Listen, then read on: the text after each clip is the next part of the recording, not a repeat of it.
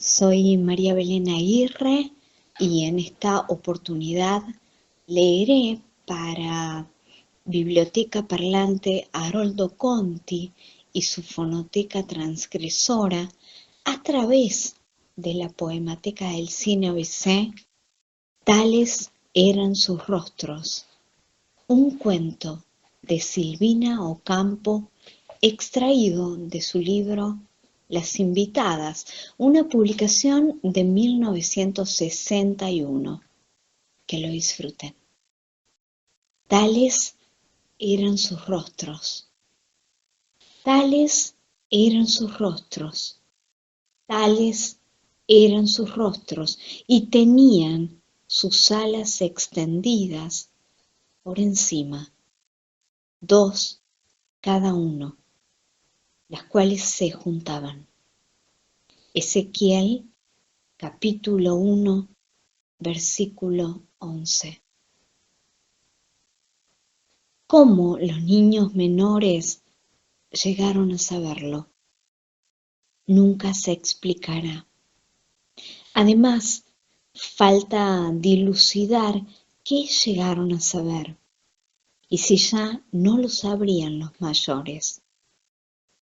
Se presume, sin embargo, que fue un hecho real, no una fantasía, y que solo personas que no los conocieran y que no conocieran el colegio y a sus maestras podrían negarlo sin sentir algún escrúpulo.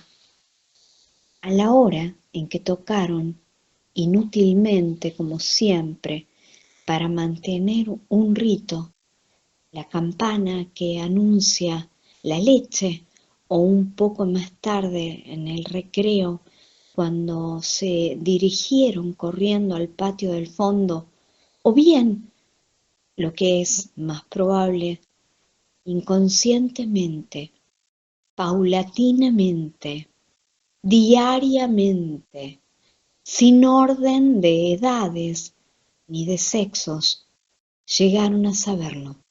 Y digo llegaron porque se advirtió por múltiples manifestaciones que estaban esperando hasta ese momento algo que les permitiría esperar de nuevo, y definitivamente algo muy importante.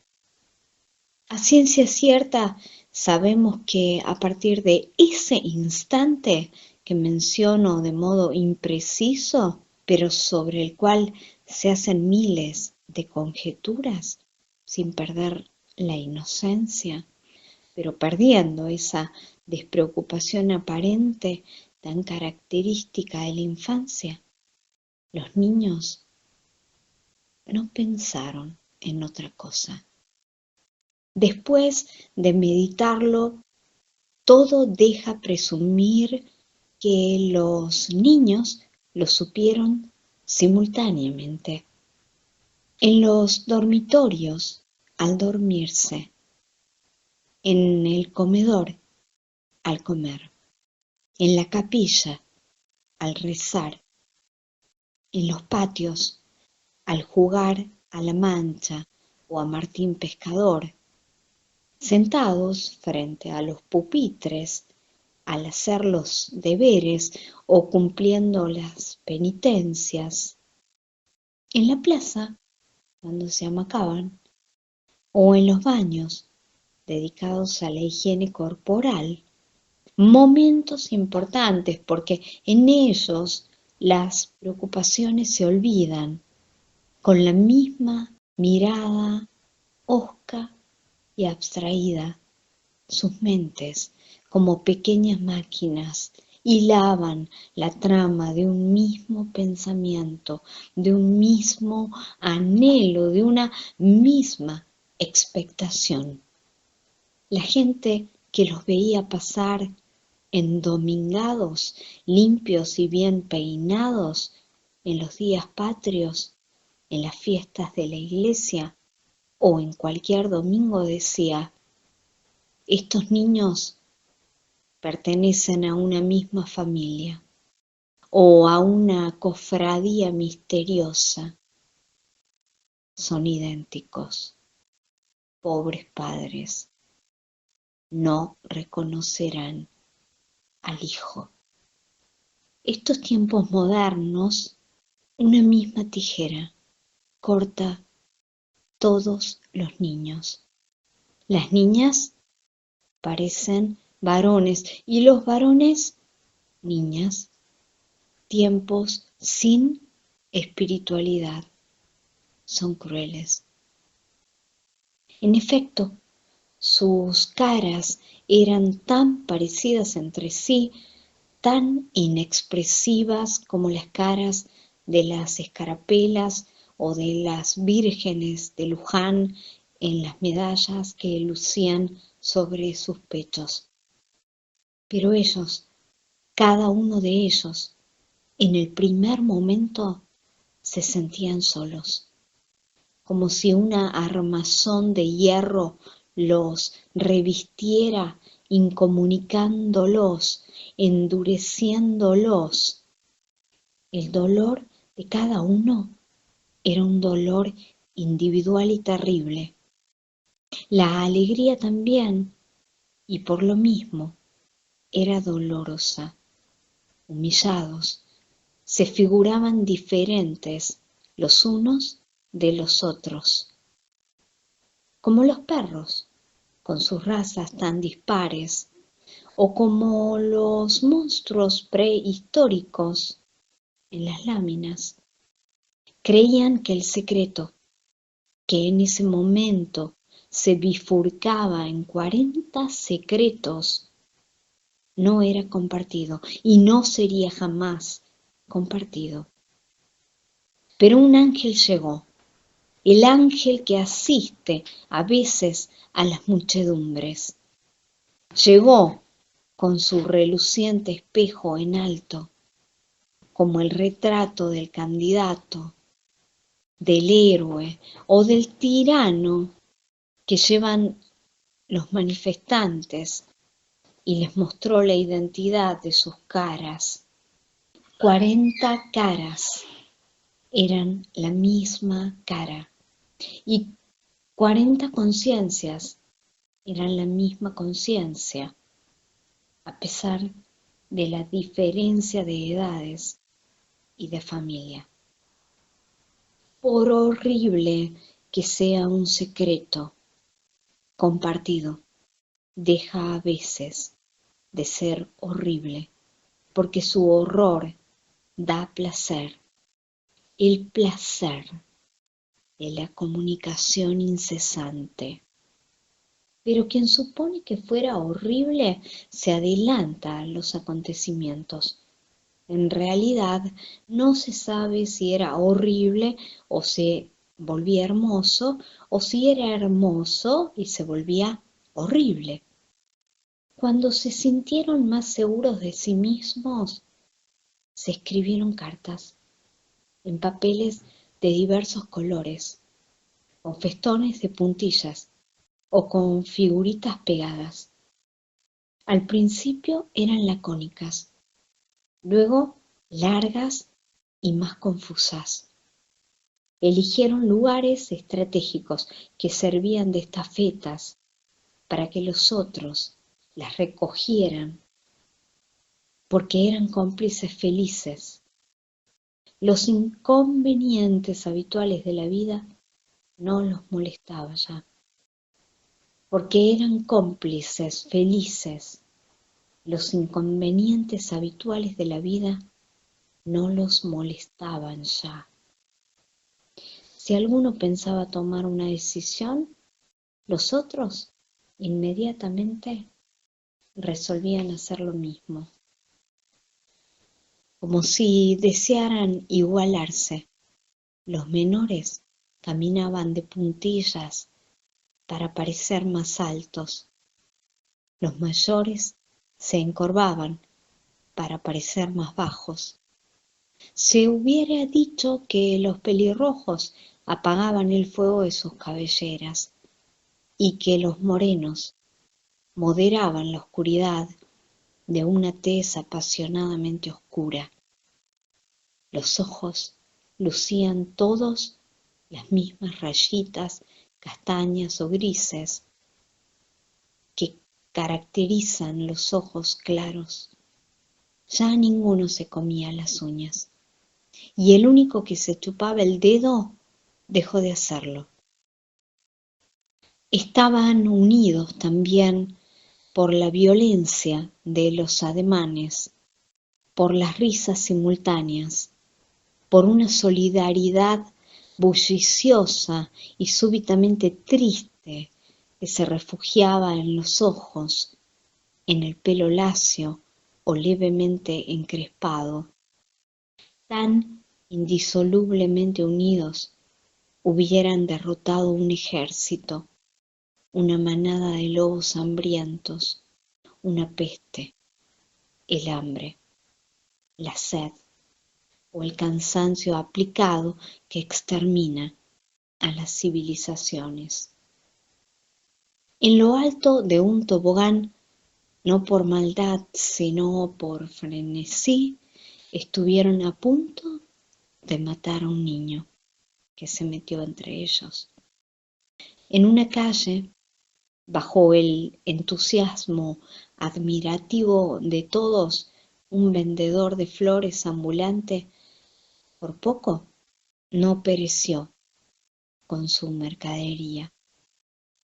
En los guardarropas, de noche, las faldas azul marino, tableadas, los pantalones, las blusas, la ropa interior áspera y blanca, los pañuelos, se apretujaban en la oscuridad con esa vida que les habían transmitido sus dueños durante la vigilia. Los zapatos juntos, cada vez más juntos, formaban un ejército enérgico y organizado. Caminaban tanto de noche sin ellos como de día con ellos. Un barro espiritual se adhería a las suelas. Ya bastante patéticos son los zapatos cuando están solos. El jabón que pasaba de mano en mano, de boca en boca, de pecho en pecho, adquiría la forma de sus almas. Jabones perdidos entre el dentífrico y los cepillos de uñas y de dientes. Todos iguales. La voz dispersa a los que hablan. La voz dispersa a los que hablan. Los que no hablan transmiten su fuerza a los objetos que los circundan, dijo Fabia Hernández, una de las maestras, pero ni ella, ni Lelia Isnaga, ni Albina Romarín, sus colegas, penetraba en el mundo cerrado que a veces mora en el corazón de un hombre solo, que se defiende y que se entrega a su desventura o a su dicha. Ese mundo cerrado moraba en el corazón de 40 niños. Ellas, por amor a su trabajo, con suma dedicación, querían sorprender el sendero. Sabían que un secreto puede ser venenoso para el alma. Las madres lo temen para sus hijos. Por hermoso que sea, piensan, quién sabe qué víboras atesora. Querían sorprenderlos. Encendían las luces de los dormitorios intempestivamente con el pretexto de revisar el techo donde una cañería se había roto o con el de cazar las lauchas que habían invadido las dependencias principales con el pretexto de imponer silencio interrumpían los recreos diciendo que la bulla molestaba a algún vecino enfermo o la ceremonia de algún velorio, con el pretexto de vigilar la conducta religiosa, entraban en la capilla donde el misticismo exagerado permitía en raptos de amor divino la articulación de palabras desmembradas, pero estruendosas y difíciles, frente a las llamas de los cirios e iluminaban los rostros herméticos. Los niños, como pájaros aleteando, irrumpían en los cinematógrafos o en los teatros o en alguna función de beneficencia, pues tenían oportunidad de divertirse o de distraerse con espectáculos pintorescos. Las cabezas giraban de derecha a izquierda, de izquierda a derecha al mismo tiempo, revelando la plenitud de la simulación. La señorita Fabia Hernández fue la primera en advertir que los niños tenían los mismos sueños, que cometían los mismos errores en los cuadernos, y cuando les reprochó el no tener personalidad, sonrieron dulcemente, cosa que no era habitual en ellos. Ninguno tenía inconveniente en pagar por las travesuras de su compañero. Ninguno tenía inconveniente en ver premiado por mérito suyo a otros compañeros.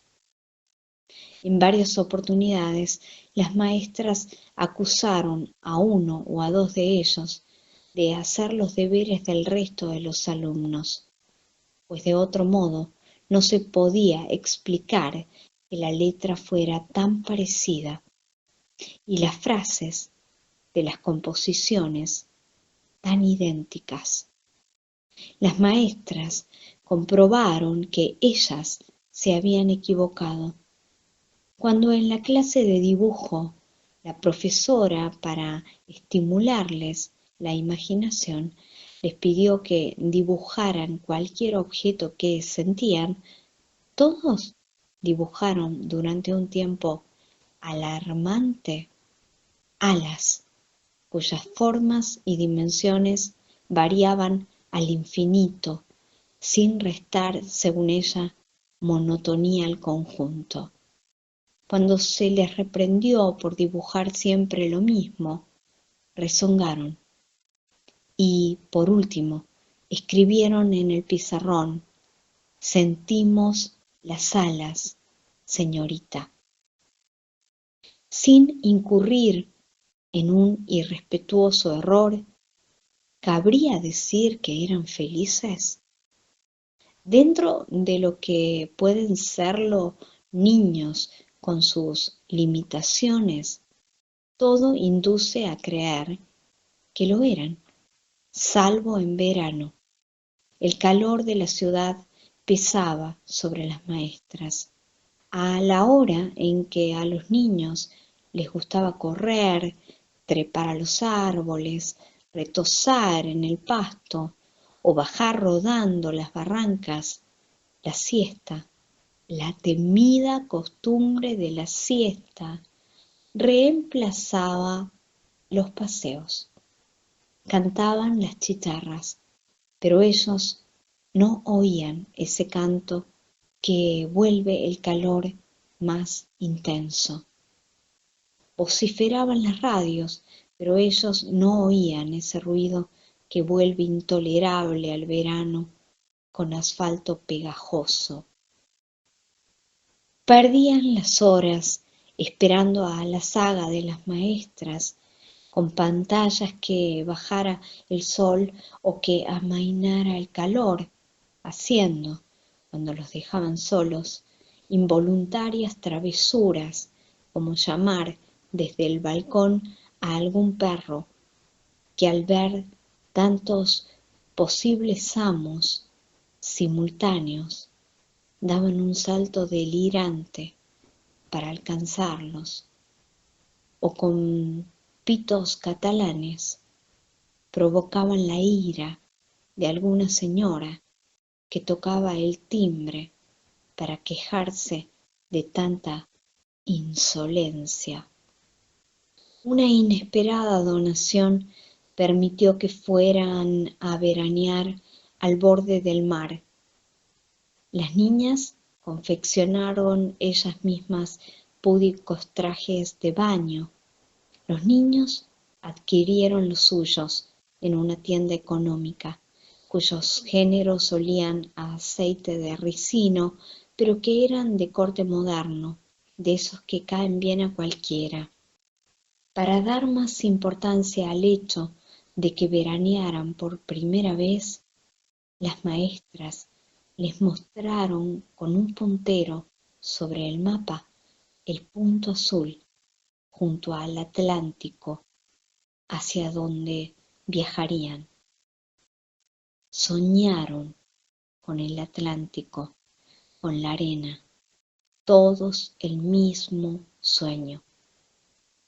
Cuando el tren partió de la estación, los pañuelos se agitaron en las ventanillas como una bandada de palomas. Esto lo registra una fotografía que salió en los diarios. Cuando llegaron al mar, apenas lo miraron. Siguieron viendo el mar imaginado antes de ver el verdadero. Cuando se habituaron al nuevo paisaje, fue difícil contenerlos. Corrían detrás de la espuma que formaba copos parecidos a los que forma la nieve. Pero el júbilo no les hacía olvidar el secreto y gravemente volvían a las habitaciones donde la comunicación entre ellos se volvía más placentera. Si no estaba en juego el amor, algo muy parecido al amor los unía, los alegraba, los exaltaba. Los mayores, influidos por los menores, se ruborizaban cuando las maestras les hacían preguntas capciosas y respondían con rápidos movimientos de cabeza. Los menores, con gravedad, parecían adultos a quienes nada perturba. La mayoría tenía nombre de flores, como jacinto, delio, margarita, jazmín, violeta, lila, azuceno, narciso, hortensio, camelio, apelativos cariñosos elegidos por los padres. Los grababan en los troncos de los árboles con uñas duras como de tigre. Los escribían sobre las paredes con lápices carcomidos, en la arena húmeda con un dedo. Emprendieron el regreso a la ciudad con el corazón rebosando de dicha, pues viajarían de regreso en avión. Se iniciaba un festival de cine aquel día y pudieron entrever furtivas estrellas en el aeródromo. De tanto reír les dolía la garganta, de tanto mirar los ojos se les pusieron punzó. La noticia apareció en los periódicos. He aquí un texto. El avión en que viajaban 40 niños de un colegio de sordomudos que volvían de su primer veraneo en el mar sufrió un accidente imprevisto. Una portezuela que se abrió en pleno vuelo ocasionó la catástrofe. Solo se salvaron las maestras, el piloto y el resto de los tripulantes. La señorita Fabia Hernández, que fue entrevistada, asegura que los niños, al precipitarse en el abismo, tenían alas. Quiso detener al último, que se arrancó de sus brazos para seguir como un ángel detrás de los otros. La escena la deslumbró tanto por su intensa belleza que no pudo considerarla en un primer momento una catástrofe, sino una visión celestial que jamás olvidará. Todavía no cree en la desaparición de esos niños. Mostrarnos el cielo para precipitarnos en el infierno sería una mala jugada de Dios, declara la señorita Lelia Isnaga. No creo en la catástrofe. Dice Albina Romarín, todo fue un sueño de los niños que quisieron deslumbrarnos como lo hacían en los columpios en la plaza. Nadie me persuadirá de que han desaparecido. Ni el cartel rojo que anuncia el alquiler de la casa donde funcionaba el colegio, ni las persianas cerradas desaniman a Fabia Hernández.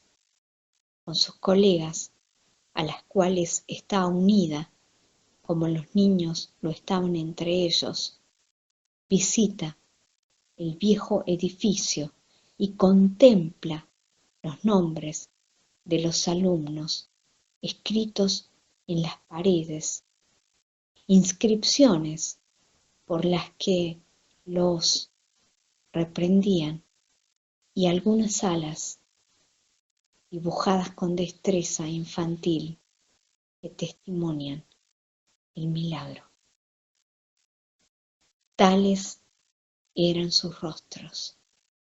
Un cuento de Silvina Ocampo.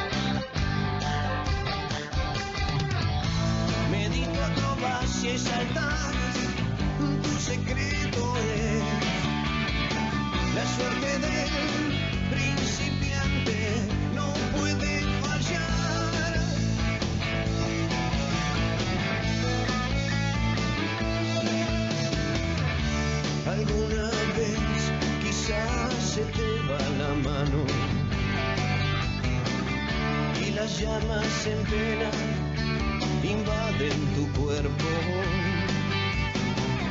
y caes en manos